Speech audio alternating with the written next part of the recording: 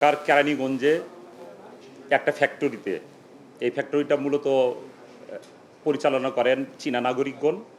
সেই ফ্যাক্টরিতে একদল ডাকাত ঢুকে একজন চীনা নাগরিককে গুরুতর জখম করে এবং সামগ্রী নিয়ে যায়। এটা একটা ঘটনা। আরেকটা ঘটনা হলো রাজধানীর কদমতলীতে আমাদের একটা বিশেষ অভিযান পরিচালনার সময় দুইটা অস্ত্রসহ দুইজন সশস্ত্র সন্ত্রাসীকে আমরা গ্রেপ্তার করি। এই আমি ডিটেইলিংয়ে যাচ্ছি। আপনারা জানেন যে র্যাপিড অ্যাকশন ব্যাটালিয়ান ডাকাতি, চাঁদাবাজি, হত্যা, ছিনতাই, অপহরণ ও প্রতারণা সহ বিভিন্ন অপরাধে জড়িত ব্যক্তিদের গ্রেপ্তার করে সাধারণ জনগণের আস্থা অর্জন করতে সক্ষম হয়েছে। তাছাড়া বিপুল পরিমাণ অবৈধ অস্ত্র, গোলাবারুদ ও মাদক উদ্ধার করে র্যাব দেশের আইন শৃঙ্খলা রক্ষায় প্রশংসনীয় অবদান রাখছে। তারই ধারাবাহিকতায় আমরা আমাদের কর্মকাণ্ড পরিচালনা করছি। গত 14 তারিখ একদল ডাকাত 15 থেকে 20 জন হবে, তারা ইয়াংজি জিয়াং প্রকল্পের মেইন গেটে চলে আসে সন্ধ্যে 7:10 দিকে। মূলত সন্ধ্যে 7টা এবং সকাল 7টা হলো এই ফ্যাক্টরির যে শ্রমিকরা আছে শ্রমিকদের শিফটিং টাইম। এই সময় মূলত তাদের যে মেইন গেটটা থাকে সেটা বলা যেতে পারে ওপেন থাকে, কেচি গেট যেটা সেটা ওপেন থাকে, অন্যান্য সময় কিন্তু তালাবদ্ধ থাকে। ঠিক 7:10 সময় 15-20 জনের ডাকাত দল তারা মেইন গেটে আসে। মেইন গেটে এসে মেইন গেটের যে দরজা, সেই দরজার ছিটকিনিটা বাইরে থেকে কিন্তু হাত দিয়ে কিন্তু খোলা যায়। ভিতর থেকে ছিটকিনি লাগানো ছিল, তারা ছিটকিনি খুলে ভিতরে প্রবেশ করে ওইখানে 2 জন গার্ড ছিল।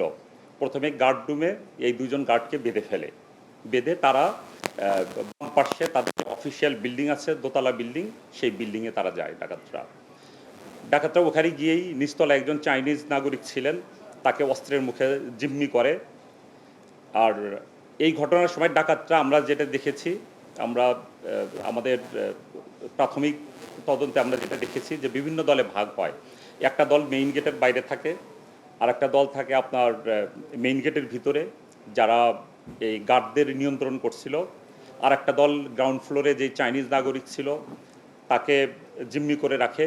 আর একটা দল উপরে চলে যায়, দোতলায় চলে যায় এবং বিভিন্ন জায়গায় মালামাল, টাকা পয়সা সেগুলো লুণ্ঠন করতে থাকে।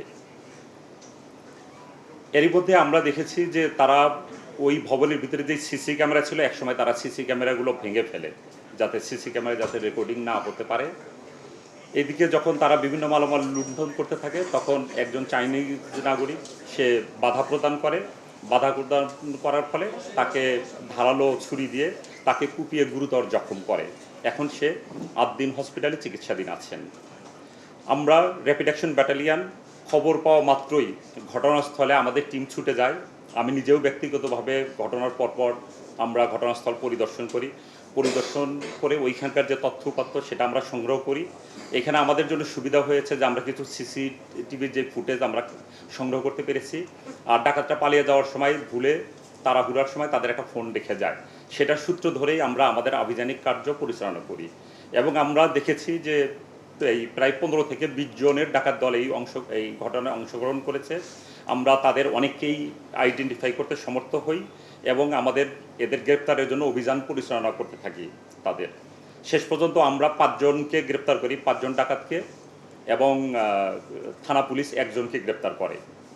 আমরা তাদের পজিশন থেকে 3টি বিদেশি দামি ব্র্যান্ডের ঘড়ি আমরা উদ্ধার করি, লুণ্ঠিত ঘড়ি।